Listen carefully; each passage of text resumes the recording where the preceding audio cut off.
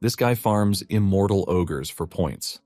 A monster that no matter how many times you kill it, it will be resurrected again the next day, stronger and faster.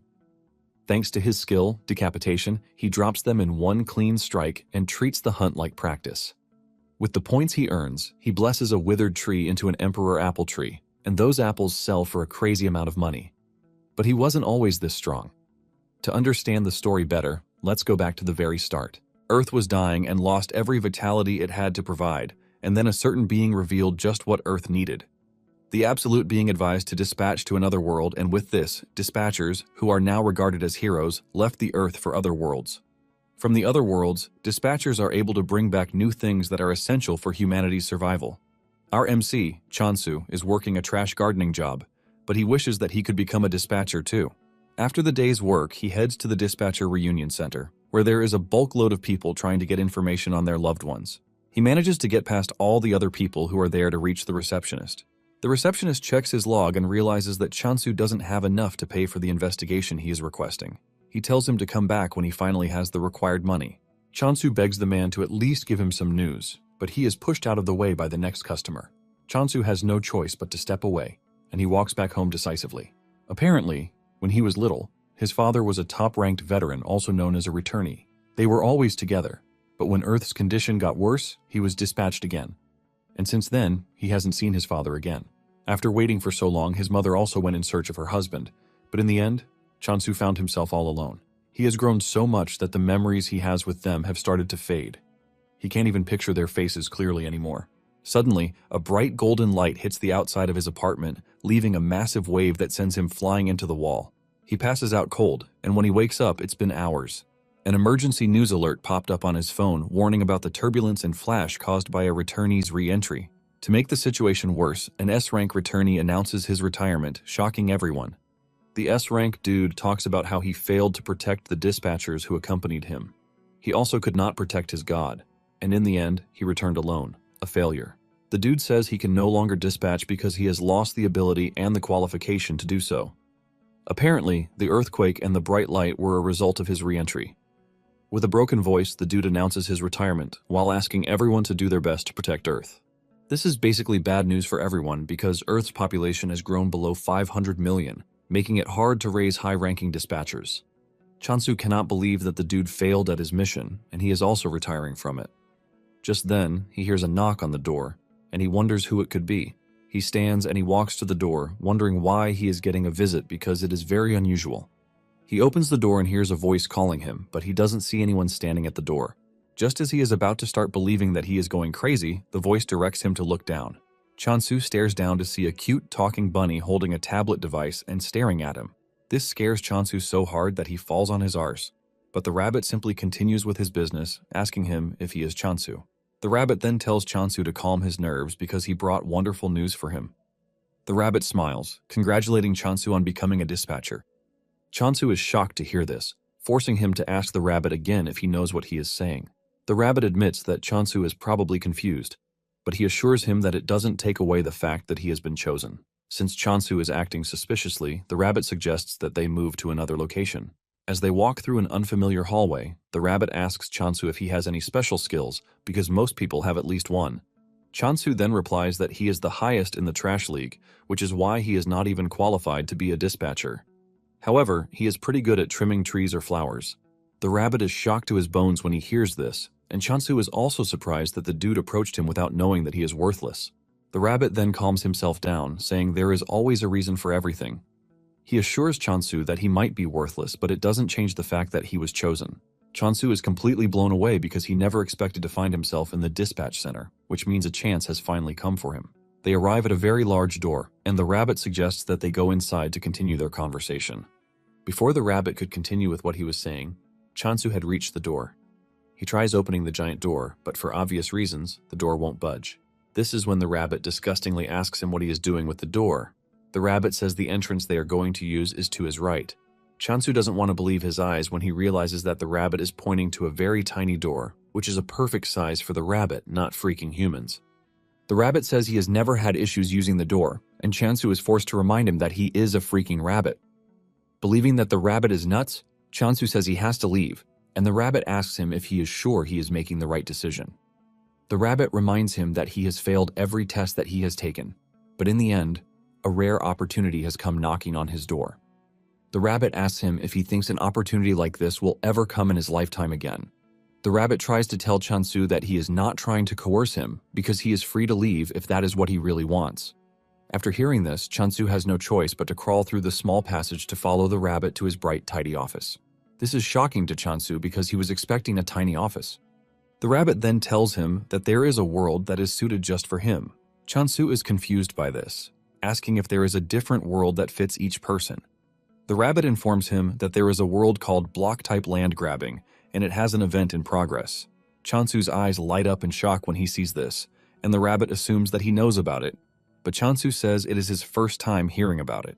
The rabbit mentions that the world is the most sought after in recent days. Apparently, the world has the unique feature of receiving the divine protection of a god. Chansu becomes more interested when he hears this because the returner also made mention of a god. The rabbit notices the change in expression, and he assures him that choosing him has no connection to the recent event. Chansu then asks the rabbit what type of god he is talking about, and the rabbit mentions that gods are assigned on a random basis, but since Chansu is his favorite person, he might as well give him the chance to choose what god he wants. The rabbit then brings out 3 cards, asking Chansu if he is ready to choose. Chansu is confused by this because he doesn't even know which of the cards is good or bad. The rabbit reminds him that this opportunity might not come again, and Chansu agrees with him. Remembering his father, Chansu is pissed that he is even hesitating in the first place. Chansu then chooses his card, and a visual representation of the god appears right in front of him, shocking him. This scares the living daylight out of him, and when he stares at the card that he chose, he realizes that it is the god of negation, with a 44% rate. The rabbit urges him not to be a coward because everything he just saw is nothing but a dramatic effect. With his heart almost out of his body, Chansu is forced to ask just what kind of god would require an effect that almost sends him to the afterlife. In addition, Chansu doesn't think the god is the right choice for him because the name alone spells trouble. Chansu gets back on his feet and nervously asks the rabbit if there is a chance that he can draw the cards again. The rabbit assures him that he can, ultimately shocking him. Chansu quickly draws the card, and just like before, he pulls the god of negation again. Chansu is pissed, and he starts assuming that the draws are a scam because there is no way he is getting the same god every single time. The rabbit then tells him that there is nothing wrong with the cards. Chansu is surprised to see the rabbit change his expression, and then he tells him that he has just one last chance to draw a card. He urges Chansu to choose properly this time around. Chansu is frustrated, and he hopes to just pick anything, which is basically not the god of negation. He draws another card, and this time a bright green light appears, and Chansu's face brightens up with hope. This time around he pulled a card, which is the goddess of abundance, but it has a less than 1% probability. He is about to lose interest when he sees a visual representation of the goddess, and boy, she is freaking hot. Even the rabbit can see the practical imagination on Chansu's face. The rabbit smiles, asking Chansu if he would like another chance. This shocks Chansu because the dude literally just told him he was giving him the last chance. Chansu then asks the rabbit what would happen if he decides on the current card, and the rabbit lets him know that he would have to depart immediately. Chansu is shocked to hear this, and the rabbit asks him if there is any reason for him to hesitate. He tells Chansu that he has a rare chance to go from being a dispatcher to becoming a returner. The rabbit starts feeding his head with sweet imaginations of how people will celebrate him for being a hero. The rabbit tells him that being a dispatcher will give him a very good life, which is 10 times better than the one he is currently living. Chansu realizes that the rabbit is actually right because his life is basically worthless in the first place. He makes his decision, and the system informs him that he has been chosen to serve the goddess of abundance. The image of the goddess is shown to him, and it is just what he imagined in his head. Chansu smiles, believing that he would be able to do anything if he were with such a goddess. Chansu then asks the rabbit where he is supposed to go. The rabbit opens a portal, saying it is time for them to go. But just then, he pushes Chansu straight for the portal. Chansu fears, asking the rabbit if it is really safe for him to enter the portal. The rabbit teases him that the portal is beautiful, but to Chansu, he is staring at an obvious death trap. Nonetheless, he has no intentions of backing down, as he plans to become very successful to show his haters that they are trash. While he is busy thinking about how he is going to become successful, the rabbit pushes him into the portal. Just then, a voice scolds the rabbit for directly intervening in the matter when he knows that it is quite forbidden. The rabbit replies that they have no choice because Chansu is the only one who can help. While getting sucked into the portal, Chansu spots the loading screen, and a tip pops up, telling him the percentage signifies the size of the god's faction. This shocks Chansu to his bones because he thought the percentage was a probability, but it turned out to be something worse. Chansu finally makes it to his new world, with the pain that he is just learning about something so crucial. He looks around to see that everywhere is not far from a wasteland. In addition to the goddess not having a faction, he has found himself in a doomed land. Seeing this, tears fall out of his eyes, and he concludes that he is done for. Chansu was expecting an abundant land, but everything he is staring at is nothing but a wasteland. The system window pops up again, welcoming Chansu to the world of digging. It tells Chansu that he is the apostle of the goddess, and he is required to secure as many land rights as possible through digging. Before he starts doing anything, he thinks of looking around first. He figures out that he needs to find the goddess, and he suddenly runs into an old, shabby sickle. He wonders if someone used it and then threw it away. Since he is a gardener, the sickle matches his hand really perfectly. Suddenly he feels an overwhelming presence behind him, and fear grips him that a monster is about to consume him. Fear creeps through his body when he realizes that he hasn't even met the goddess yet, and a monster is about to make a meal of him. Chansu concludes that death is the last thing he wants at the moment. He decides to threaten the monster by swinging his sickle. He turns around and swings it really hard, only for him to see that there is no monster but a cute hamster staring at him. Chansu crouches to stare at the hamster, and he can clearly see that it doesn't harbor any sense of hostility toward him. Suddenly, it crosses his mind that he might get a bonus for taking out the hamster, and the hamster screams out its lungs in fear. Chansu smiles, because he has successfully messed with the hamster. He decides to let it live as long as it doesn't cause him any problems. Suddenly, the hamster turns around to leave. The hamster stops at a distance, beckoning Chansu to follow him. Chansu then runs after the hamster, which is pretty fast for its size. Chansu wonders where they are going until they reach a stream, where Chansu wastes no time fetching water into his bottle to drink. He feels very refreshed, and he asks the hamster if he knows where the goddess is staying. The hamster tries responding to him, but their communication technique differs from each other. The hamster continues moving again, and Chansu follows it, waiting to see where the hamster is leading him. Moments later, they arrive at a huge tree that has dried up like the trees on Earth. Chansu steps on a whittled ginseng, shocking him. He wonders what a ginseng is doing in such a shabby place, but the hamster suddenly grabs the ginseng away from Chansu. Chansu is confused as he believes that the ginseng is for the hamster. Just then, the notification comes on, telling Chansu that he has discovered the goddess. Chansu believes that the system is glitching because he has not seen the goddess anywhere around. Chansu is rambling about this when the hamster grabs his leg, and he assumes that the hamster is messing with him. He grabs the hamster, telling it that he is busy and not ready to play.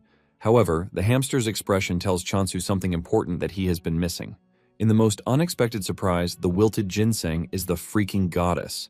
Chansu doesn't want to believe this because the goddess he saw was pretty bountiful, and there is no way she has shriveled into an ugly ginseng root. Since he is not ready to believe his eyes, the hamster brings out a magnifying glass for him to look through, and this is when he finally accepts reality.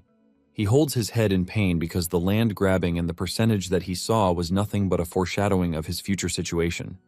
Chansu remembers that the numbers were going up when he was drawing the cards, and this basically means the god's influence was growing then. Chansu cannot believe that the god of negation was actually a good card, and it was hard to believe since it was coming up pretty often. Chansu wonders if the goddess shriveled away because her influence went down completely. Chansu stares at the goddess, wondering why she is not waking up. He starts to fear that he has completely killed the goddess when he steps on her, but the hamster just stares at him like some really dumb dude. It then dawns on Chansu that he might get the goddess to wake up if he gives her some water. He pours water on her, and surprisingly, a bright green effect emerges from the ginseng's body. This tells Chansu that the water is working, and he proceeds to give her some more water. He drowns the goddess in water, ultimately restoring the goddess's sense. The goddess almost drowns in the water, and she starts wishing Chansu would stop before it is too late. The goddess finally comes to life, and Chansu celebrates his aggressive CPR skills. The hamster is also glad that its master is back to life. Just then, Chansu bows to the goddess, offering his greetings and telling her that he is her apostle. The goddess manages to sit up to look at her apostle. Chansu is totally confused about what to do until the Windows notification pops up, telling him that he can become stronger by using his skills. Chansu is surprised because he didn't know that there were skills readily available for him. He sees one of the skills, which is the goddess's blessing, and even though there is no description of what the skill does, Chansu assumes that it is for making crops beautiful. Just then, he applies it, and he realizes that the blessing is called decapitation. This shocks Chansu, since decapitation basically means cutting off a head. He doesn't want to imagine himself cutting heads around just to live an abundant life. However, he concludes that there is no way the goddess of abundance would grant him such a violent skill. Chansu turns to the goddess to ask her if he is truly meant to cut somebody's head off, and the goddess's reaction just confuses him. He then concludes that there is nothing else but to decapitate someone. Chansu starts thinking about the several things that this might entail, and then it suddenly dawns on him that the hamster might be ripe for decapitation.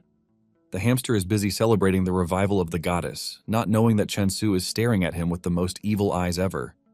The hamster turns around to see Chansu fully armed and ready to turn it into 2 pieces. Just before the sickle can hit, the hamster makes a run for it. Chansu continues his chase, and realizing that there is no way out, the hamster hides behind the goddess. Chansu calmly tells the hamster that he is not happy with what he is about to do, but it is all for the goddess's sake. Suddenly, the hamster and the goddess start to panic, and when Chansu turns around, he sees a terrifying creature standing behind him. Chansu also notices that the hamster has jumped in front of the goddess, and this is when it dawns on him that the hamster wasn't a monster after all. Chansu admits his mistake and figures out that he has to make amends for his mistake by defeating the real monster standing in front of him. However, the question of whether he can do it remains a thing. Nonetheless, Chansu is a brave dude, and he charges at the monster with the sickle in hand, and thanks to the decapitation skill, he can see exactly where he needs to cut. He activates the decapitate skill, and he leaps at the monster, swinging the sickle so hard that it takes down the monster in one strike. The hamster and the goddess are left in shock when they see this. Chansu casually returns to the goddess like he didn't just do something pretty crazy. Chansu then bows to the hamster for mistaking him for a monster and almost sending him 6 feet underground. He asks the hamster to forgive him, and the hamster smiles before giving Chansu a thumbs up to let him know that he is not holding grudges against him. Chansu is happy to see this, and he gives the hamster a name, Hamstol. The name sounds so good to the hamster that it starts to blush hard from it. Just then, the Windows notification pops up again, telling Chansu that the head of the monster will automatically be transported due to the skill's effect. This is when Chansu finally learns the name of the monster that he killed, which is the Immortal Ogre. Because he has defeated one ogre, a kill count also appears to show him that he can kill as many of them as he wants. Chansu is surprised that the monster is known as the Immortal Ogre when there is nothing really immortal about it. The system comes up with another notification, telling Chansu that the transported offering now belongs to the goddess. Chansu turns to look at the goddess, and he realizes that the goddess has become even fresher than before. It dawns on Chansu that if he continues working hard and terminating monsters, it will, in turn, help the goddess return to her best form. Motivated to see the goddess's hot body, Chansu runs off to find more monsters to kill. He soon runs into a horde of immortal ogres. He gets another tip that there are unidentified points that can only be used by the world system, which means that they cannot be traded between individuals. Chansu is surprised because he didn't know when he acquired the points. Nonetheless, it is a good thing for him, and he figures out that getting rid of the ogres is the next thing on his list. Chansu is glad that he can wield the decapitation skill because it makes killing the ogres easy for him. Chansu dashes toward the ogres, activating the decapitation skill, and he cuts them down with just one swing. Another tip pops on, telling him that he can acquire points by killing monsters. Chansu sees this as a go-ahead to kill as many monsters as he can because the system just gave him the go-ahead. Chansu has defeated 4 immortal ogres already, and he thinks of killing about 100 just for the feel of it. After defeating the first wave of monsters, Hamstall celebrates on Chansu's shoulder as if he were the one who defeated the monsters. Chansu then asks why the monster is called an immortal ogre when they die too easily for something that should be eternal. Since no one can answer his question yet, he figures out that he will get the answer to his question if he continues defeating the monsters. Chansu returns to the tree to find the goddess looking even more beautiful than before. Chansu smiles because the effect is coming in faster than he even thought. He is excited to see the goddess return to her original form. The goddess then points to the huge tree, leaving Chansu confused about what he is supposed to do. It then dawns on him that the goddess is asking to be lifted into the tree. Chansu helps the goddess up, but the goddess beckons to him. The system then tells him that he can use the Blessing of Abundance, but every skill consumes points. Chansu touches the tree and activates the Blessing of Abundance. He pours all of his skill points into it, and with the help of the skill, he makes the tree bountiful again. By the time he is done, he is surprised to see that the tree is an apple tree, and there are apples hanging everywhere. He plucks one of the apples that looks really giant. Even though he has not seen an apple before, something tells him that it shouldn't be that big. Even though he is tempted to munch on the apple, he decides to offer the first harvest to the goddess. The goddess accepts the fruit, and to his shock, the goddess absorbs the apple in seconds. This leaves Chansu questioning the possibility of what he just witnessed. He realizes that the goddess is quite powerful and figures out that getting on the goddess's bad side is not a good thing for him. Chansu leaps onto the tree to fetch a bunch of apples so that he and Hamstal can both eat. Chansu figures out that he has to be pretty strong because the goddess he serves is not one to joke around with. Chansu munches on the apple, and he is surprised at just how delicious it is. While he is quietly enjoying his apple breakfast, the goddess, on the other hand, is wondering how Chansu is able to defeat several monsters in a single day. In addition to this, he was able to bring such a giant tree to life in just a day. A cold feeling runs through the goddess's body as she starts to wonder where such a monstrous boy like Chansu emerged from. Taking a deep dive into Abundance's backstory, she was in charge of food, and she was a force to reckon with because of the high-quality agricultural products that she offers. However, when the god of corruption started absorbing other factions, Abundance had no choice but to run away because corruption's power was getting too massive. To survive, Abundance abandoned her trade and resorted to hunting monsters, but her forces were unfit for combat. Because of this, they could not win a single battle, and as a last resort they modified their skill to make something else. However, this didn't guarantee Abundance's survival. Basically, the decapitating skill that Chansu thinks is for cutting off monsters' heads is actually a skill to help Abundance's subordinates bring back the heads of dead animals or monsters. Because her subordinates were bad at combat, they could only do their best. Just by staring at Chansu, the goddess is crippled with fear because he is completely different from what she envisioned. She wonders why Chansu chose her, but nonetheless she comes to the conclusion that Chansu now belongs to her. Chansu is trying to get another apple fruit when the goddess clings to his leg, and this scares Chansu, who believes that the goddess is trying to absorb him. But the goddess is only trying to hug him to thank him for everything so far. Later on, the goddess falls asleep, and Chansu lays her on the altar to sleep, but a loud thunder strikes out of nowhere. Chansu fears that this will wake the goddess, but to his surprise, the goddess remains fast asleep. Just then, Chansu realizes that apples alone won't sustain him. And at that moment, the system informs him that the delivery event is now in progress. Chansu is surprised to see that something like this exists. However, to make a delivery, he has to be able to contact those back on Earth. However, he notices that Hamstal is also tired, and he lays him beside the goddess. He even covers the two with leaves to serve as a blanket. Meanwhile, at the Reincarnation Trading Company, Hasujin, the Apostle of Reincarnation, bursts into her boss's office to scold him for giving him more work, even though she is already busy as it is. It turns out that they have gotten the order to deliver apples.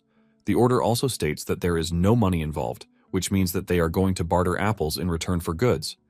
Hasujin screams at her boss, asking if she did something wrong, and he decides to punish her with this trash of a job, but her boss says no. Her boss tells her that the business trip to get the apples is actually good for her because she won't have to work, and this will serve as a break for her.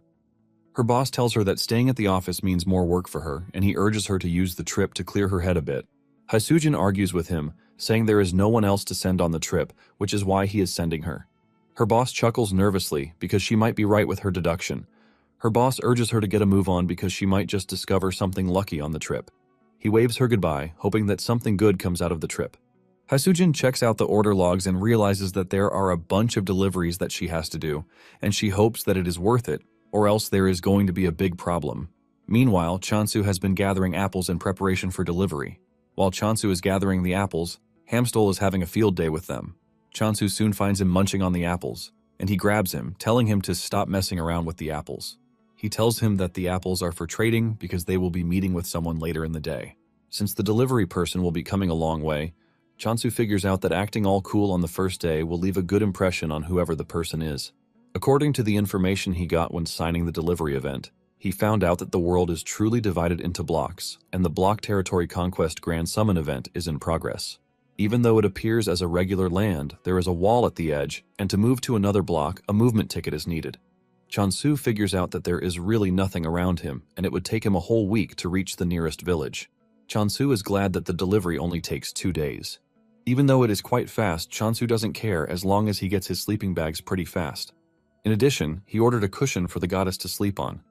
Chansu is aiming to raise the goddess's affection to the maximum to make sure he doesn't get on her bad side. Chansu also notices that the immortal ogres have been showing up on their own since the day before, which is a good thing for him. He has finally figured out in the name that the immortal is more or less a reviving term. Nonetheless, Chansu doesn't care as long as he gets to terminate as many of them as he can. while farming for points. While battling it out with the monsters, he almost gets crushed from behind, but he manages to dodge. This is when it dawns on him that the monsters have gotten slightly faster. He assumes that the monsters grow stronger just like skills do. Even with this, Chansu feels no danger coming from them whatsoever. While taking out the monsters, Hasujin is watching from the sky, and she has the same reaction as everyone who has witnessed Chansu take on the monsters. All she sees is a crazy, overpowered dude who has monsters for breakfast. Apparently, the immortal ogre was once considered the main hunting target for most dispatchers because it provided more points than regular monsters. However, no matter how many times it was killed, it always resurrected the next day, stronger than before. Even if the dispatcher moved their block, it would continue coming after them, which makes it the most persistent monster. In addition to this, it usually leaves a curse on its target, giving it the chance to wear them down until they eventually collapse. In the end, it became a creature that everyone avoids. That same creature is what Chansu is cutting down like tissue.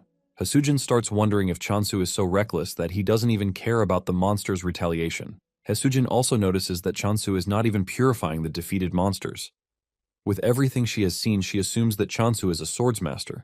But then, she wonders why a swordsmaster would be picking apples out of all the things that he can pick. Hasujin concludes that Chansu is not a smart swordsmaster, but to avoid his wrath, she believes that it would be best to deal with him in the most gentle way possible. After taking down the horde of immortal ogres, Chansu realizes that he has gained a ton of points and that it is increasing exponentially too. Because of the blessing, an apple now costs 1,000 points. Chansu figures out that hitting 100 is not going to be a problem for him. He had been wondering why there was a shrine in the region in the first place, but it appears to be a jackpot for him. Just then, Hasujin approaches him and she humbly bows to him. She introduces herself, revealing that she is from the trading company and that she has come with Chansu's delivery. Chansu excitedly shakes Hasujin's hands, saying he is actually impressed that she managed to find the block on her first try. Deep down, Hasujin is scared because Chansu is a powerful dude, and she has to be very careful not to get on his bad side. Just then, she spots the hamster, and this catches her attention because he looks so squishy that she wants to hug him. Chansu notices the eagerness on her face, and he asks her if she is feeling unwell, but she replies that she is feeling good. Unknown to Chansu, Hasujin is just eager to touch the hamster. Chansu then tells Hasujin to follow him so he can lead her to where the apples are. Upon arriving there, the smell of the apples alone catches her attention, and she is forced to say this out. Chansu agrees with her, saying the apples grew really well. Hasujin cannot believe that the large tree standing in front of her is an apple tree. Chansu plucks one of the apples and he asks Hasujin if she would be willing to eat the apple. Hasujin collects the apples and the massive sizes of the apples shock her. However, she is not expecting anything great because when a fruit gets too big, the sweetness suffers a backlash. She expects to be disappointed, but the moment she bites out of it, she is sent into a state of unimaginable tastefulness. Hasujin realizes that the apple is quite sweet, and the acidity is also balanced out. She figures out that the apple would sell for nothing less than 100,000 gold because of how sweet it is. Hasujin then asks Chansu to confirm if he placed a 2,000 gold price tag on the apples, and Chansu says yes. Hasujin lets Chansu know that the price he placed on the apple is quite absurd, and Chansu thinks she is saying the apples are too expensive. Chansu nervously asks the lady how much she would be willing to buy the apples. Hasujin shocks Chansu when she tells him that he should be getting at least 20,000 gold per apple. Chansu almost loses his mind when Hasujin reveals that it could even get over 30,000 if he supplies them to a department store. Chansu cannot believe his ears. And even though Hasujin could have defrauded him, she doesn't think it would be nice to lose a potential long-term customer. In addition, she is not ready to die just yet, because she believes that this will be her fate if Chansu ever finds out. Hasujin then tells Chansu that the apples are not just apples, but the very first type of apple that has gotten a unique flavor she has not tasted before. Hasujin confesses that the apple holds more value than any regional specialty that she knows. To avoid overstretching things, she suggests that they just put it at 20,000 gold in the meantime. She brings out a formal contract, telling Chansu that the other balance will also be settled once he signs the contract. Chansu collects the pen and he looks through the contract to see what it entails. Once he sees that it is something favorable to him, he smiles. However, he suggests that they adjust a particular section of the contract. Hasujin is surprised when she realizes that the company's share percentage has gone up. Chansu lets her know that it wasn't a mistake, but he did that because he would like to build a long-lasting relationship with Hasujin. In addition, Hasujin was honest with him about how much the apples are worth. Chansu stretches his hand forward to shake her, and this shocks her. She then thanks Chansu for accepting the contract, and she hands over the items that he ordered. Among the things he ordered are seeds, food supplies, and cooking tools. In addition, there is a familiar egg, which is a commemorative gift from the trading company. Haesujin assures him that it will help him with his farming. She hands over the eggs to Chansu and says he might not even need them because he is already raising one.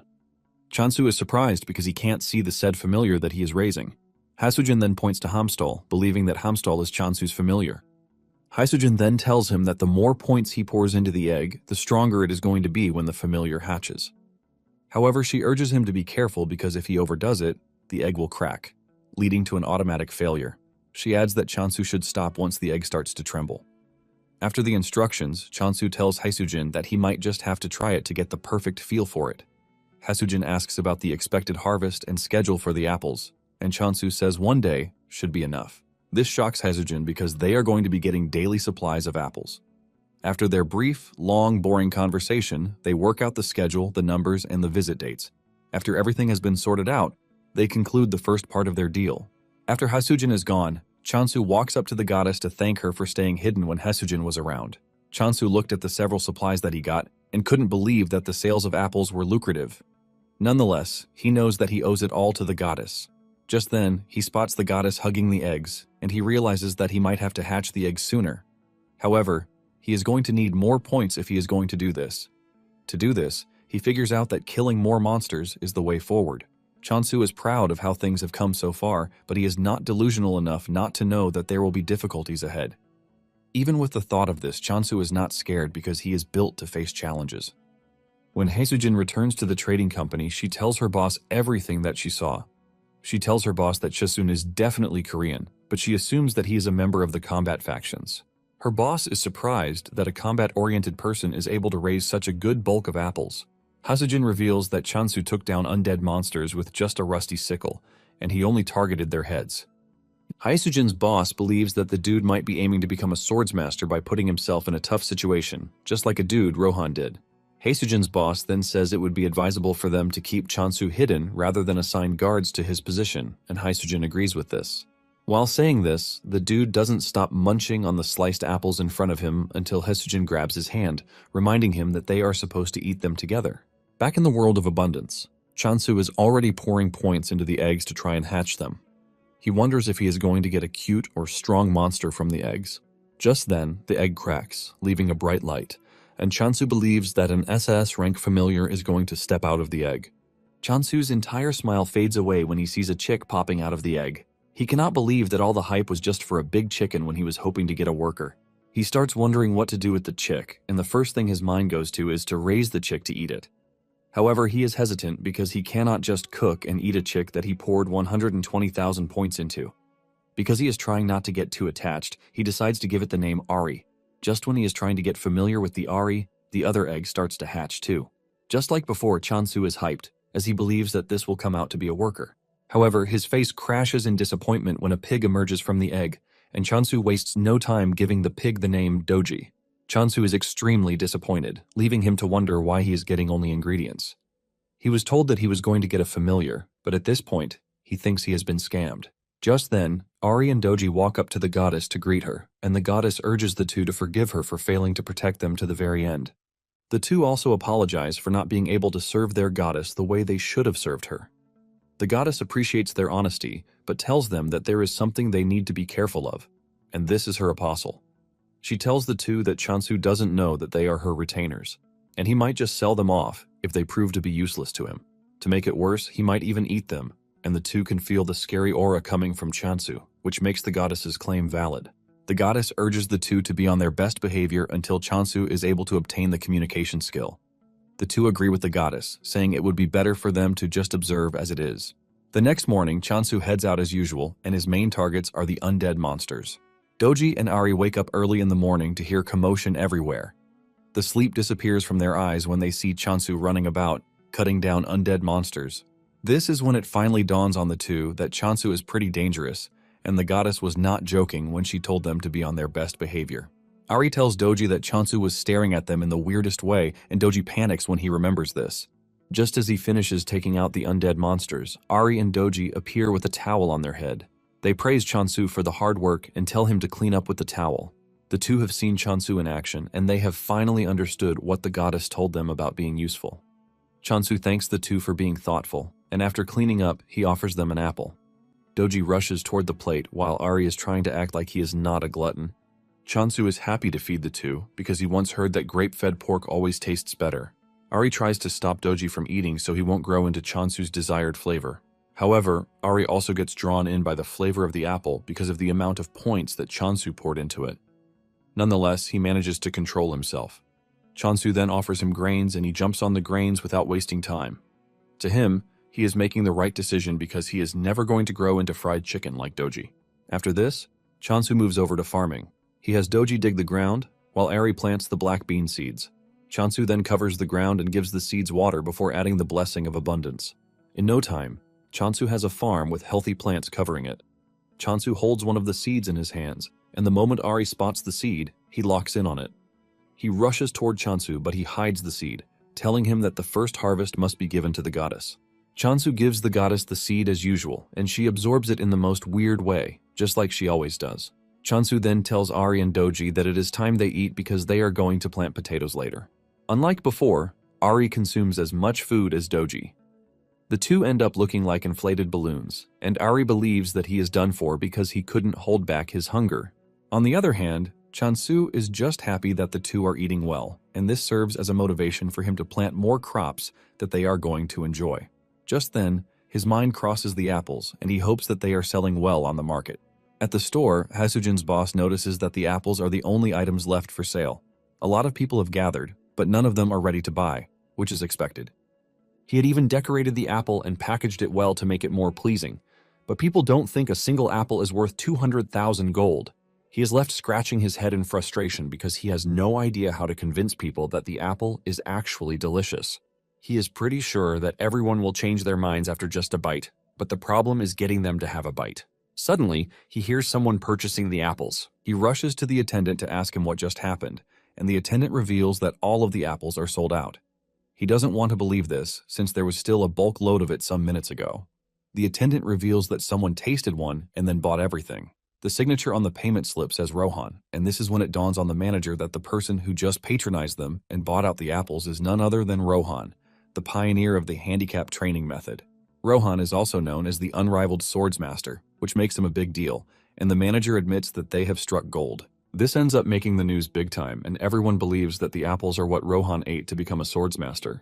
Heisujin's boss, Ryuwu, starts getting calls from everywhere. Everyone wants a box or 100 boxes of the miracle apple. A week after Chansu arrived in the abundance world, he admits that he has been living life greatly. He has potatoes with him, and he is ready to cook. While cooking the tasty potatoes, Doji is already holding his leg to let him know that he is interested. Chansu simply reveals that he is not making the potato for him because he just finished eating his own meal. Nonetheless, he still gives him some to eat. Moments later, Hasujin shows up, and she is surprised to see that all of Chansu's familiars have hatched. To Hasujin, she is staring at a bunch of cute teddies that she can hug to feel better. Meanwhile, Hamstal and the other two are covering the goddess to make sure that she is not exposed to Hasujin's glaring eyes. Chansu then asks Hasujin why she came. Hasujin mentions that she has some good news for him. She brings out sales receipts to tell Chansu that all the apples sold out, and they all sold out for the tagged amount too. Chansu holds his head in shock and amazement because everything went off in just 2 days. Hasujin tells him that the most unbelievable part of everything is that everyone now wants a taste of the apple. Chansu is blown away because he never saw apple as something that would command so much money. He remembers that apples were usually sold for less than 1,000 gold. Because he's getting 30% of the profits, Chansu realizes that he is going to make at least 60,000 gold per apple. With a simple calculation, he realizes that he would have gained 3 million in one day if he managed to sell 50 apples. Chansu's mind blows out of the roof when he realizes that an annual profit of 1 billion is coming his way. Chansu is glad that he is on the right trajectory, and he believes that with this, he might be able to find a clue about his parents. Chansu tells Hasujin that he is not a mood killer, but he asks her how long she thinks the hype over the Emperor apples will last. Chansu knows that the apples are currently popular, but he also knows that there is no way they will continue selling for that huge amount in the future. Hasujin then assures Chansu that she understands his concern, but lets him know that 100 apples a day to a target audience of 1 million means they will still be in business for 27 years. Chansu is shocked to hear this, and he assumes that it is an overestimation. Hasujin then tells Chansu that he has nothing to worry about. Hasujin then asks him if he has thought about increasing his apple production. Chasun smiles nervously, saying he has grown other crops too, and it will be nice if she tastes them. He assures her that they are as tasty as the apples. Hasujin's eyes light up like a goblin when she hears this. Chansu then tells her to sit tight while he serves her potatoes first. Hasujin takes a bite out of the potatoes and she melts in sheer joy at how sweet they are. She starts imagining all the good things that will come out of the potato if managed right. Just then, Chansu shows up with pancakes and fries. Hasujin shed tears as she consumed the food in front of her. She mentions that the potato fries can be considered a main dish instead of a side dish. Chansu then finishes the combo with roasted sweet potatoes. The moment he serves this, Doji and Ari go crazy, demanding that he give them too. Chansu then suggests that they all eat together. Chansu notices that Ari is looking skinny, and there is one explanation for this. It is basically because Doji has been stealing Ari's food, preventing him from eating properly.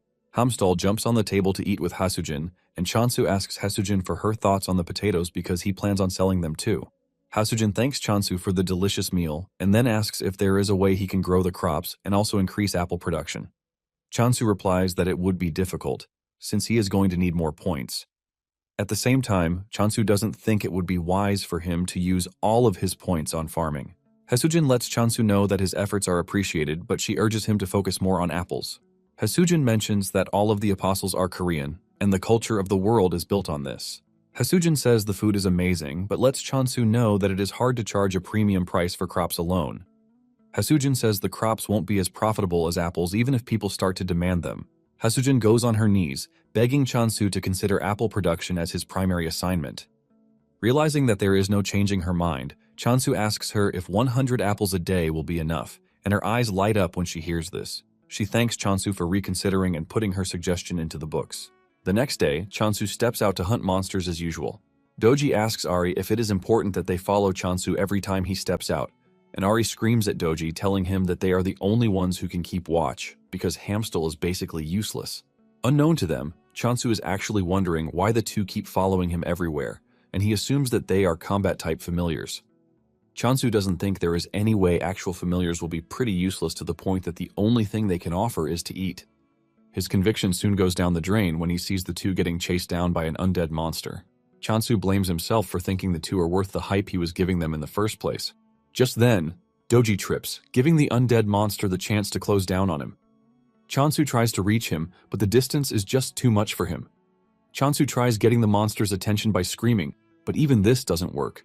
Chansu swings his sickle, but even this proves to be useless because the range is short. Suddenly, the monster dies, shocking Chansu because he knows that the sickle didn't reach the monster. Just then it dawns on him that the skill might have been upgraded, and the skill range has increased. Chansu tries it out by staying at a distance and swinging the sickle at the monsters. With just one strike, he takes out multiple targets and the window pops up, alerting him about the newly obtained range of the skill. In addition, he gets a new skill, mass decapitation, and this shocks Chansu, but he figures out that this would allow him to handle more monsters. Chansu goes on a rampage, cutting down several monsters, and this scares Ari and Doji. The two immediately run back to the goddess, who is shocked to see them back so soon. Ari tells the goddess that Chansu might have gotten stronger, but at the same time, obtaining the communication skill is also important. The goddess then urges her retainers to calm down because she never granted such a skill. Doji then tells the goddess that the name of the new skill is mass decapitation, and this name itself shocks the goddess. Fear crept through her body as she thought about this because it was her first time hearing it. Even the goddess has no idea what type of person Chansu is at this point. She assumes that he is a grim reaper sent from hell. Just then, the goddess tells the two that she might actually have an idea of what is happening. Doji hears this and his head goes into overdrive, believing that the goddess was truly the one who bestowed the skill upon Chansu. Ari is forced to slap Doji for being so dumb, and he tells him to hear what the goddess has to say before coming up with his trash ideas. Ari then asks the goddess what she thinks happened, and the goddess replies that the apostle's skill has evolved. The goddess mentions that decapitation skill is a modified version of the harvesting skill. She reminds them that the evolved skill allowed the user to engage in a wide range of harvesting, just the same way that the goddess thinks Chansu's skill has evolved into mass decapitation. Ari is surprised to hear this, and he mentions that this was something first-year apostles only could do. The goddess agrees, saying this is exactly why Chansu is pretty scary. However, the goddess thinks he is a thankful dude, which makes things a bit better. The goddess says Chansu might be growing at an exponential rate, but it is all thanks to his growth that they are safe to some extent. The goddess then says she will give Chansu the communication skill once he returns. Moments later, Chansu returns, and the goddess excitedly gives Chansu the chance to pick between two new skills, since it is against the rules to define an apostle's path. Chansu stares at the status screen to see that he has two skills that he can choose from, which are the promise of abundance and communication. The goddess is confident and assured that Chansu is going to pick the communication skill. The goddess can't wait to tell Chansu to stay away from danger and also to thank him for everything he has done so far. After taking a minute to think about his choices, Chansu picks the promise of abundance skill, shocking the goddess, who least expected this. Before making his decision, Chansu had stared at the screen for some time to know which skill would work best. He stared at the communication skill and realized that it was just a skill that allowed him to communicate with plants and animals. The horror of hearing Ari and the others scream at him whenever they are pissed made him realize that he is going to have a really hellish life if he picks the communication skill. Since there is a saying that ignorance is bliss, he decides that choosing the communication skill would be a wrong move. This is why he went for the promise of abundance instead. And the moment he picked the promise of abundance skill, he realized that everyone is pretty gloomy. He now has two skills on the board, but just like before, there is no description for the skill. Chansu then picks out an apple with the intention of giving it to the goddess as a first offering. But to his surprise, the goddess turns her back to him, and she starts to cry. On the status screen, Chansu learns that depending on how he uses his skill, the points will return accordingly. Chansu wonders why the goddess is rejecting the apple that he gave her. In an attempt to cheer everyone up, he pinches Hamstel's cheek, and this cheers the hamster up a bit. He also rubs Doji's belly to tickle him, but to his surprise, the points are not coming back. Just when he is thinking of what might be wrong, Haisujin shows up in a hurry, telling him that he has to claim the block and defend it. This shocks Chansu, forcing him to ask if someone is planning to attack them. Haisujin says there is the possibility of this because the Emperor Apple has gained much popularity. Due to this, they are forced to limit the purchase of the apple to one per person, and even with this, over 5,000 people have made reservations already. The numbers shock Chansu, and Haisujin adds that the people who reserved say they don't even care when the apple arrives, as long as they get it at some point. It is natural that, because of how popular the apple is, there will be raiders who will start targeting the apples and the block. To make things worse, Chansu's block is outside the authority zone, which means there is no protection against crimes. Haisujin wishes that they had some kind of backing because it would have completely changed the game. Chansu thinks deeply about this and realizes that the only backing he has is the goddess. Chansu figures out that if he loses, it is going to be the end for the goddess and the entire region. Haisujin tells him that the first step in curbing this is to claim the block and install a secure gate. Chansu agrees to this, and he says capturing the surrounding blocks to set up a disguised base will put them closer to Haisujin. Haisujin sees this as a really great idea because once they occupy the block and build a door, they won't have to deal with movement restrictions. Chansu then asks why the reservations increased out of nowhere, because it definitely isn't normal. Haisujin tells him that the whole block is going crazy because of the effects of the Emperor Apple. Chansu is confused about the said effects, and Haisujin mentions that there have been claims that the apple is a cure for all. This shocks Chansu, who doesn't think the apple is even capable of everything they are claiming it does. Even Haisujin believes everything, but Chansu doesn't think much about it because it is just an apple. Meanwhile, an annoying journalist is following Rohan as he enters the hospital, and he has his camera ready. Rohan visits his friend Yunsu, who is a grand alchemist. Rohan tells Yunsu that he brought a get-well gift for him, and the gift is nothing but a box of Emperor apples. Yunsu is surprised that Rohan brought the apples for him because he has heard the rumors too. Yunsu takes a bite from it and explodes in pleasure, saying the nutrition and flavor are maxed out. Unsu expresses his shock and starts asking questions about the apple, but Rohan reminds him that he is not a cuisine expert. While Yunsu is slowly eating the apples, Rohan, who brought them as a gift, is munching on them like crazy. Unsu stares at the apple and says there is no way to get this level of perfection out of an apple, even if fertilizer is used. Unsu screams out in horror when he realizes that his friend is eating the apple alongside him, and Rohan urges him to eat fast instead. Yunsu proudly tells Rohan that he doesn't care because he can easily call the Sunhwan department store and just order his own box of apples.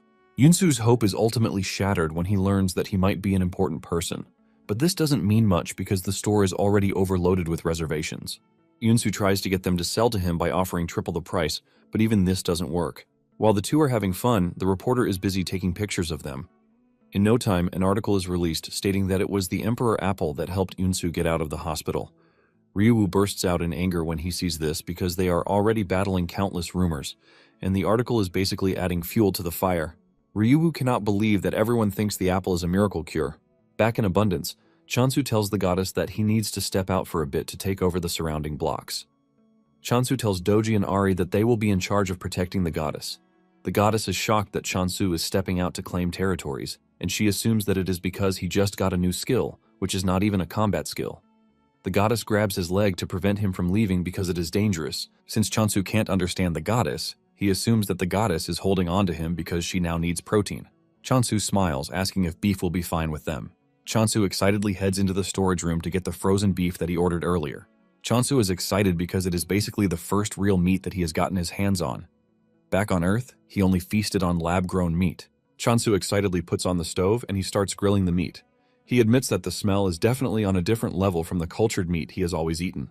Doji is already excited to eat the meat, but Chansu tells him that the meat is for the goddess. Even Ari is disappointed because Doji just ate, and he is already eager to jump on grilled meat. All while he is preparing the meat, the goddess looks absolutely mad, and Chansu believes that she is just hungry. Moments later, he finishes the meat and hands it over to the goddess, but to his surprise, the goddess trashes the delicious-looking meat. This shocks Chansu, who thinks the meat is spoiled, which is why the goddess threw it on the ground. Chansu takes out a part of it to try it to see if it is good, and he concludes that it is sweet. However, he believes that something is missing because it doesn't have the shock value of when he first had the apple. He assumes that this is the reason the goddess didn't eat either.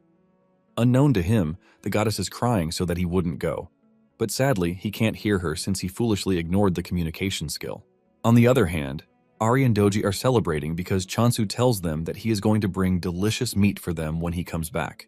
That night, Chansu steps out just as planned, and while Ari and Doji are sleeping like logs of wood, the goddess stays awake, totally worried. Chansu arrives at the edge of the block, and the system asks him if he wants to move to the next block. Chansu then accepts the option, and he finds himself in the next block, but everywhere is pitch black. He uses the lantern to gain some visibility, and he realizes that he is in a jungle, which is completely different from where he was before. Suddenly, a swarm of flying monsters dashes toward his location, and because they are too small, Chansu makes a run for it. They are so small that he can't even target their necks, and he figures out that running back to where he came from is his best option. Suddenly, the undead monsters cross over from the other block. Chansu is shocked to see them, but before he can make a violent move, he realizes that the monsters are on his side. Since he can't hear them, he doesn't know that the undead monsters are ready to protect him from other monsters because they believe that they are the only ones who have the right to kill Chansu. To make sure that they can uphold this, they are ready to protect him. The undead monsters then head straight for the bugs to start wiping them out, giving Chansu the chance to retreat back into his own block. Just then, the system informs him that he has earned bonus points from defeating evolved monsters. This shocks Chansu because he is basically earning points from the monsters that the immortal monsters defeated. Chansu smiles evilly because he has somewhat hit a goldmine of points.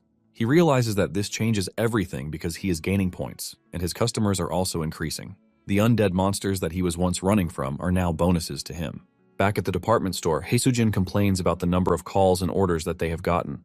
Ryuwoo confesses that they have been allowing the rumors to fly for so long, but he doesn't think they can allow it to spiral any further.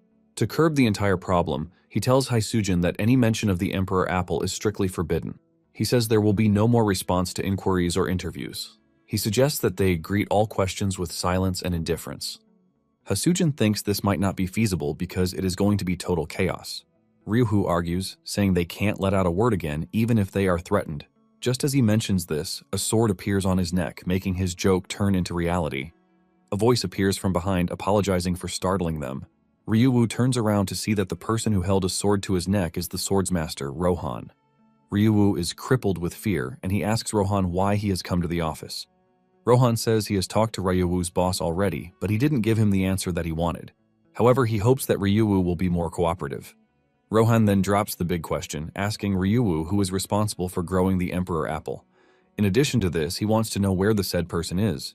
Ryuwoo immediately runs behind Haesujin, telling her to explain things to the scary Rohan. Haesujin is shocked that Ryuwoo is hiding behind her when he is the senior and should be the one explaining things. Ryuwoo frantically tells Haesujin that he never thought Rohan would bring a real sword to a civilized talk. Haesujin is ultimately disappointed, and she finally understands the saying that bosses are trash. Even though she is scared, Hasujin stands her ground, telling Rohan that the company doesn't joke with their clients' information. The moment Rohan hears this, he pulls out his sword and the two almost faint from fear. Surprisingly, Rohan drops the sword on the floor instead of ripping them apart with it. Rohan then tells the two that he doesn't need them because he is just going to find the farmer by instinct. After saying this, he turns around to leave, shocking Ryuwoo and Hasujin. Hasujin has no idea what is happening, and he asks Ryuwoo what the dude meant by instinct. Ryuwoo reveals that swordmasters usually have instincts that are far better than those of a regular person. He tells Hasujin that he once heard that Rohan solved many problems in the past using his instinct only. Hasujin is blown away by this, leaving her to wonder if what Rohan just said is possible. 2 days later, Chansu was waiting for the arrival of Rohan because Hasujin had already gave him the heads up. He wonders why Rohan has not shown up at his doorstep even after 2 days. Suddenly, he gets the notification that someone has entered the block. Without a doubt, he figures out that it has to be Rohan. He stands by the door, waiting for him to enter any minute, but to his surprise, no one enters. He assumes that there is a glitch in the system since all visitors are expected to enter through the gate. He checks through the system again, and he figures out that it is not a glitch. He decides to check out the surroundings just in case, and suddenly he is hit with a big surprise. Chansu watches as Rohan tears down a section of the barrier with nothing but his sword. Just the sight of Rohan sends chills down his spine, and Rohan walks up to him, asking him if he is the apple cultivator. Chansu tries to hide his nervousness by welcoming Rohan the best way he can. Rohan goes straight to the point, telling Chansu that he is there to buy apples. Chansu is shocked by the sudden request, and he asks him how many apples he plans to buy. Rohan says he would like 100 apples, but if he can get 200, he doesn't mind. This shocks Chansu and he screams out, telling Rohan that what he just requested is practically impossible. Chansu mentions that the limit to apples that he can sell is 50. Without arguing, Rohan says he is fine with 50 apples. Chansu then asks him what price he is willing to offer for the apples, and Rohan says 200,000 gold each. This shocks Chansu, who tells Rohan that they don't offer packaging like the stores, but Rohan doesn't mind one bit. Chansu also asks him if he is aware that he just mentioned the department store pricing, and Rohan assures him that he is aware. The amount of money Rohan is offering is so crazy that Chansu is already thinking of selling more for him.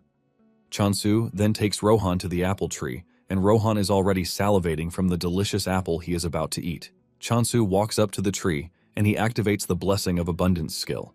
Without delay, several apples pop out on the tree, and Chansu whips out his sickle, telling Rohan to give him a moment while he harvests the apples. However, Rohan tells him that there is no need for this. He brings out his sword, and in seconds he cuts down all the apples, leaving Chansu in a state of horror. He doesn't want to believe his eyes, and he just assumes that what just happened is nothing but a bug. After concluding the deal, Rohan sends Chansu the agreed-upon money, and he assures him that he will be visiting again next time. Just as Rohan is about to leave, Chansu stops him. Chansu figures out that Rohan might be a big help to him concerning the new block. Chansu then asks Rohan if he is interested in other crops because he just grew them, and he is pretty sure that Rohan is going to love it. With a straight face, Rohan asks him what kind of crops he is talking about, and Chansu says potatoes. He has not even finished saying this when Rohan says he is not interested. Chansu pushes further, saying he has sweet potatoes and beans, but Rohan's answer remains the same. After denying all of his requests, Rohan says he is going to leave. Realizing that Rohan is integral to his plan, Chansu makes a desperate move to tell Rohan that he is going to give him more apples than what they agreed upon. Chansu can sense that Rohan is not a bad person, even if he appears to be strange and wild. Chansu then tells Rohan that he needs to take over another block if he is going to continue with the steady supply of apples. To do this, he tells Rohan that he is going to need his help, and in return, he will pay him with apples. Chansu is wondering if his plan will work when Rohan walks up to him, telling him that he has agreed to the offer. Without wasting time, Rohan heads to the new block, with Chansu running after him just to keep up. Chansu is surprised that Rohan is heading to the block immediately, and he starts wondering just how strong the dude can be. Chansu notices that the ground is wet with a strange liquid, which is very different from his own block. Chansu is staring at his dirty shoes when a monster appears behind him. Before the monster can make a meal of him, Rohan drags him off, telling him to stay behind him because hanging around is dangerous. Chansu cannot believe that Rohan is using the word dangerous when he is the one who is the dangerous one. Chansu is surprised that he almost got eaten by a monster disguised as a plant. Chansu then tells Rohan that he doesn't need to do too much, since he will be the one managing the block in the end.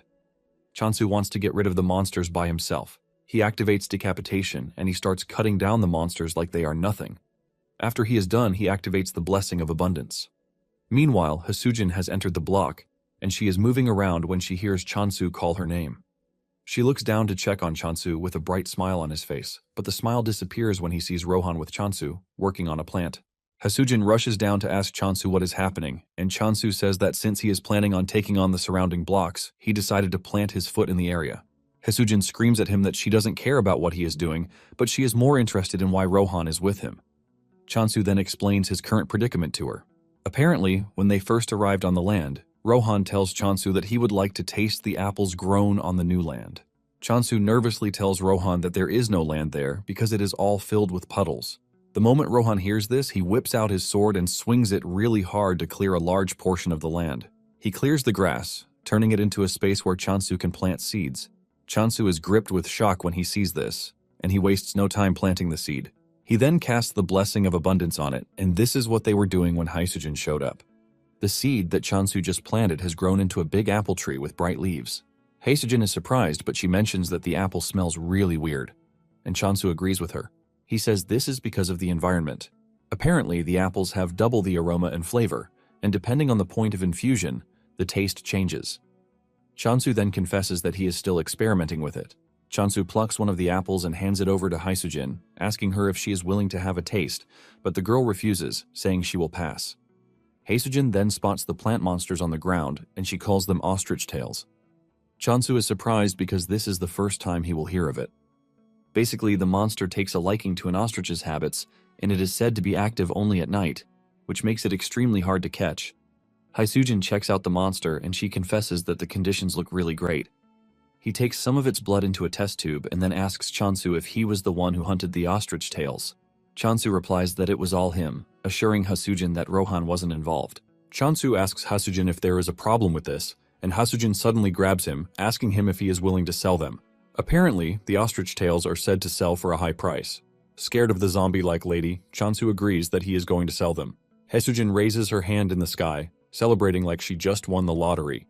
Hasujin stares at Chansu like he is the most handsome man on the planet. Hasujin can't wrap her head around the fact that Chansu is skilled in both farming and combat. In addition to this, he even has a swordmaster by his side. Hasujin cannot hide the fact that meeting Chansu is a blessing to her. Hasujin is dreaming about several products that she might still get the opportunity to sell when Chansu calls her name. Hasujin is pissed that he ruined her imagination, and she asks him if he wants anything from her. Chansu reminds her that he ordered some things, and Hasujin looks into the bag to start bringing out all the things that Chansu ordered, like pest control plant seeds. There is also a building construction kit with her. In no time, Chansu builds a portable home for adventurers, and he also plants the pest-repelling seeds in the area. This leaves Hasujin shocked because she didn't know that Chansu has the ability to also grow plants in a short duration of time. Hasujin continues wondering just what kind of person Chansu is. Soon afterward, he purchases the new block, leaving the goddess and her retainer rejoicing like babies. Chansu is also happy because he has finally become a landowner. Apparently, a single block usually consists of 100 ownership units, and once all are acquired, the faction gains possession. Chansu is exceptionally happy because back on Earth, he could barely acquire a single room. In addition to this, purchasing the land comes with a bunch of new features, and the most important one is the block's trait assignment feature. Chansu gets a tip from the system, telling him that the traits assignable to a block depend on the apostle's god or the block's nature. Chansu is happy to hear this because the feature fits perfectly with the goddess's nature. The system asks him to choose a trait to assign to the block, and his options are growth and death. Since growth sounds better than death, he thinks of choosing growth. In addition, he believes that this will help with the goddess's growth too. Chansu applies the growth trait, but things don't look entirely different from what they look like. Chansu concludes that there is no notable difference because it is still on stage 1. He checks out the status window to see that the growth trait affects basically everything. Chansu is smiling until he realizes that there is an option for spawned monster growth there. Chansu almost faints from the fear creeping through his body when he sees this. This basically means the trait has its bad and good attributes. One of the bad attributes is that the undead monsters have partaken in it too. Even though they have grown, Chansu is relieved that they are still manageable. Chansu heads out as usual to take on monsters, and he easily takes them down as usual. He is glad because the undead monsters growing stronger also means more points for him. Suddenly, Rohan appears behind him, shocking him because he didn't even sense his presence. Chansu figures out that Rohan has come to see him because his apple is already finished. Rohan wonders what Chansu meant by already. and Chansu reminds him that it has not even been a week since he got the last batch. Chansu concludes that Rohan is just going to die from eating too many apples. Chansu then asks him how many apples he needs, and he replies that he wants 120, but if he can get more, he won't mind. Chansu then tells Rohan that he would have to adjust the flavor because of the change in environment. He says Rohan will taste one for free. Unknown to Chansu, the goddess and her retainers are gathered under the apple tree.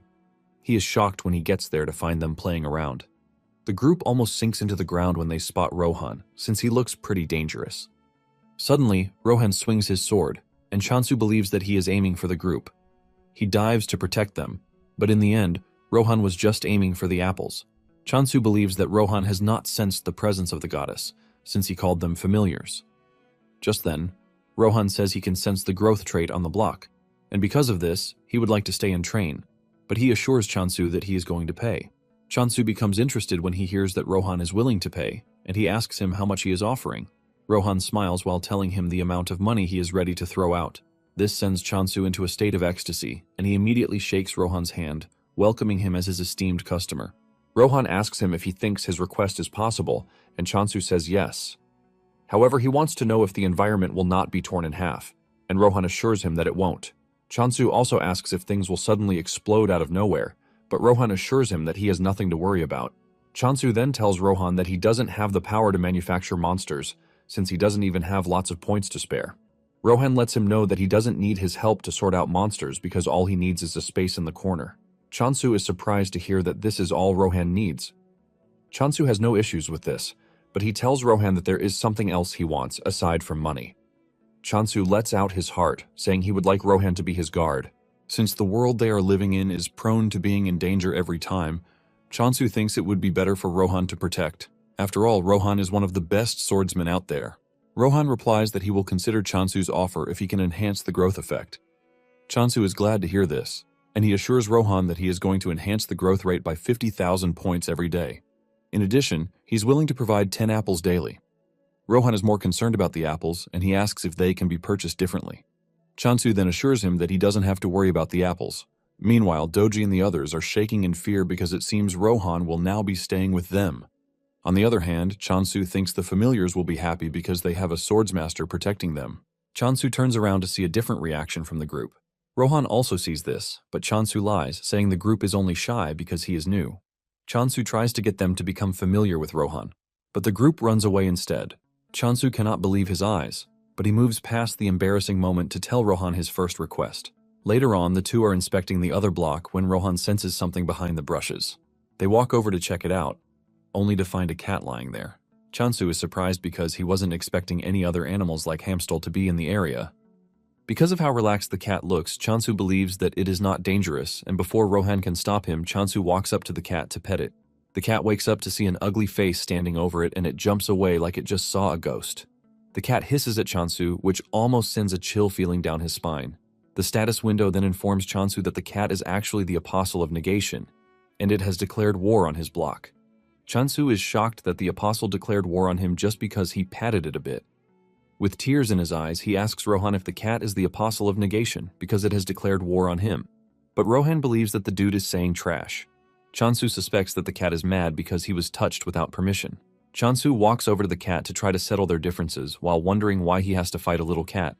Just then, Rohan shocks him, telling him that he won't be fighting the cat.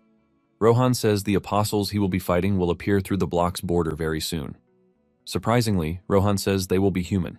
Chansu is shocked to hear this because it was easy for him to kill monsters, but humans are a different story. As if Rohan knows what he is thinking, he tells him that he is free to kill Negation.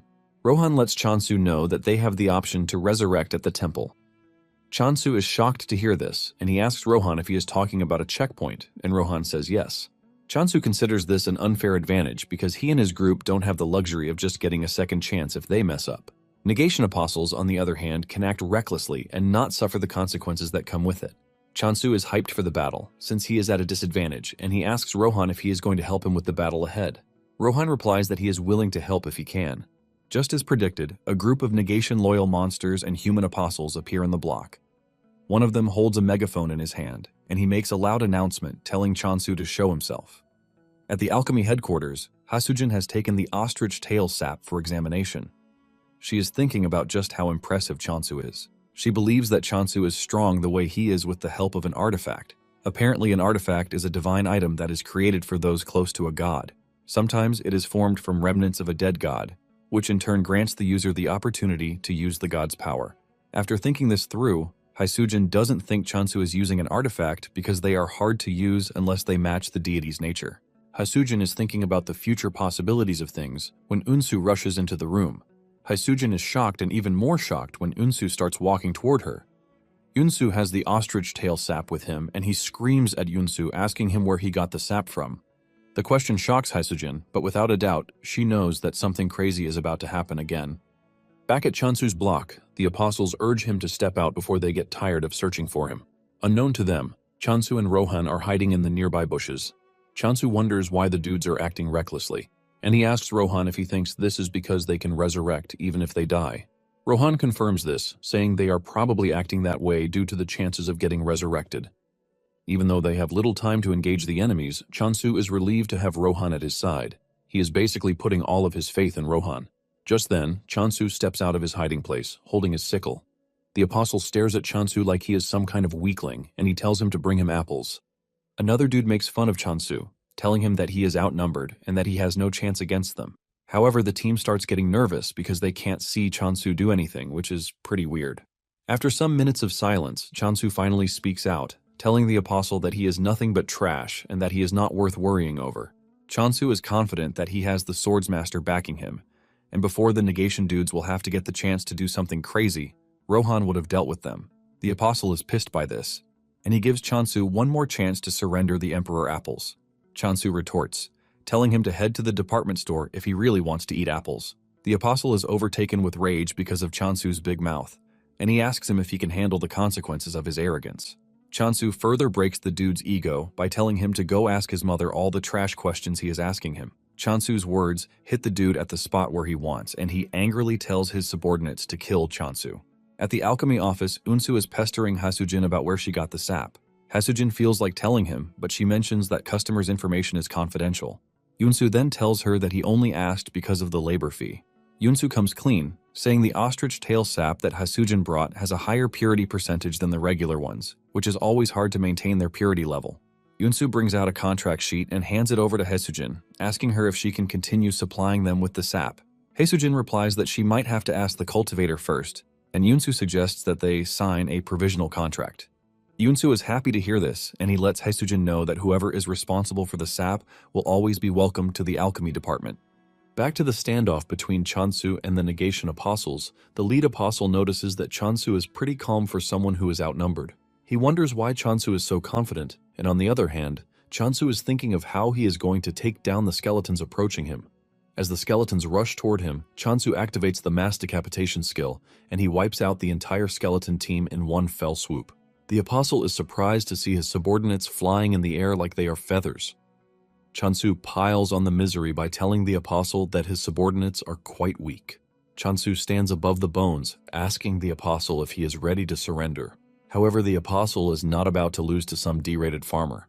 The apostle brings out an orb, and using the orb, he summons a giant monster called Heracles. Heracles looks absolutely terrifying with a lion's head attached to his left shoulder. Instead of running off in fear, Chansu still finds a way to trash-talk the apostle, telling him that he is very bad at giving names. The apostle laughs at Chansu, telling him that he is about to regret his actions because Heracles is a weapon worth lots of money. The apostle then orders Heracles to go after Chansu. Heracles swings his giant punch, but he easily dodges it. Before Heracles can make another move, Chansu swings his sickle at him and sends him to the heavens in just one strike. Heracles crashes to the ground, shocking the apostle, who was already boasting of how strong Heracles is. The apostle cries in pain, saying Heracles is a monster he has been putting together for the past 10 years, and Chansu took it down, like it's nothing. The apostle then turns to his subordinate, Soye, a fourth-generation apostle, to scold her for not joining the fight. Soye reminds the dude that he was the one who confidently went after Chansu, and she doesn't see any reason why he should complain after getting whooped by a farmer. Soye tells the dude that she's willing to get her hands dirty, but she will be getting extra fees. After all, her role was to guide the way, and nothing else. Chansu is smiling and getting excited about the whole thing, until Soye turns her gaze at him, and her eyes turn red. This is when a tip comes in, telling Chansu that Soya uses the skill called Negation of Life, which places a curse on the target. The system doesn't sugarcoat how dangerous the skill is, and before Chansu knows it, he has fallen under Soya's skill. The annoying dude starts laughing when he realizes Chansu has fallen for Soya's trap. He tells Chansu that he is about to witness what happens when someone crosses the negation. Soya screams at the dude, telling him not to forget the real reason why they came in the first place. The dude quickly gets a move on to try and find the apple tree, but he promises to get revenge for his broken creation later. As he dashes through the woods, he can smell the apples in the air, and he figures out that it is just a matter of time before he gets there. Suddenly, he notices a faint movement behind him, but when he turns around, he sees no one. He is left in confusion as he doesn't know where the person is. Suddenly, Rohan appears above him, and thanks to Rohan being a popular swordmaster, the dude recognizes him. However, this doesn't do him much help as Rohan cuts him down. Meanwhile, Chansu suddenly opens his eyes to find himself back on Earth. The last thing he remembered was fighting the negation, but he had suddenly appeared somewhere else. He realizes that things appear to be totally different from what he knows. Just then, he hears his parents call his name from behind. He turns around to see that his parents are actually standing there, and his face lights up in joy as he rushes toward them. He jumps into their arms and hugs them tightly as tears roll down his face. Chansu cries out loudly, asking the two where they have been so far, and he begs them not to go anywhere again. Suddenly, his biggest fear starts to take place in front of him again. His parents push him aside and they walk away as he screams, begging them not to leave. Chansu screams out in pain, but suddenly, Rohan pulls him out of the weird dream he is having. He tells him that he is suffering from Soye's trick, and what he saw wasn't real. Rohan had hit Soye on the arm while trying to rescue Chansu, and she couldn't believe that Rohan was in a place like this. Soye crashes to her knees, and Chansu angrily goes after her with his sickle, ready to punish her for making him cry. However, Rohan gets to Soye before him, and he cuts her down. Soye gets buried by the swampy water, and Rohan apologizes for butting in unnecessarily. However, Chansu is not pissed about this, but he is even thankful. Chansu then suggests that they go back to base while they come back to clean up the mess. Rohan asks him what his future plan is, and he reveals that his plan is to become the world's strongest force. However, the first thing that they are going to do is to take over every surrounding block. He asks Rohan if he can keep helping with this, and Rohan assures him that he has no reason to deny as long as he pays him with apples. Chansu then assures Rohan that he is going to pay him with as many apples as he wants. As they walk back to base, they run into the black cat again, and Chansu asks Rohan about the deal with the cat. Rohan casually tells him that the cat is one of the 7 calamities, a territorial predator. This shocks Chansu because he thought the cat was a usual friendly cat, and he realizes that he might have gotten himself killed without knowing. On the other hand, the negation soldier has found himself locked up in a cell for losing the battle against Chansu. The system tells him that a surcharge penalty has been applied due to the extreme difference between his faction and Chansu's low-level faction. He is required to pay 1 million gold coins as punishment, and this shocks the dude because he doesn't think the power difference is fair. He refuses to pay the money, claiming that there was a swordmaster supporting Chansu. The system then recognizes the dude's refusal to pay as an inability to repay the required debt and would be transferred to negation. The dude sees this, and he freaks out, urging the system to come back because he is now ready to pay. Just then, he is dragged out of his cell by the undead monsters, and to make his situation worse, a scary negation apostle, Danha, shows up. She tells the dude to carefully explain what happened if he doesn't want to suffer a fate worse than death. The dude tells Danha that he found the cultivation site for the Emperor's apple. Danha believes that the dude is lying to save his own skin, but he swears it, saying Rohan was the one who disrupted his plans. Danha still doesn't want to believe this because she is well aware that the reparations wouldn't have been set too high if Rohan had fought alongside Chansu. The dude continues telling Danha that he is telling the truth. He mentions that Soye was defeated too, and this comes as a surprise to Danha. Danha then stands up from where she is sitting and she walks toward the dude. The dude almost loses his little manly ego as the scary lady walks up to him. Danha then tells the dude that they can't hold Soye accountable, which means he will be the one to suffer the consequences of their failure. Danha smiles evilly while telling the dude that she has a proposition. She grabs the dude's head and puts him under a contract that will make him a prisoner until he fulfills her wishes. She tells the dude to head to the cultivation site and start working on it. The dude argues that this is impossible, but Danha threatens to turn him into an undead if he doesn't cooperate. She lets him know that the only way he is getting out of this mess is to find a way to infiltrate the apple cultivation site. Well guys, that's the end of the video. If you like this video, comment next part in the comment section. Also subscribe to the channel, hit the bell, and like the video. Thank you for watching and see you next time again.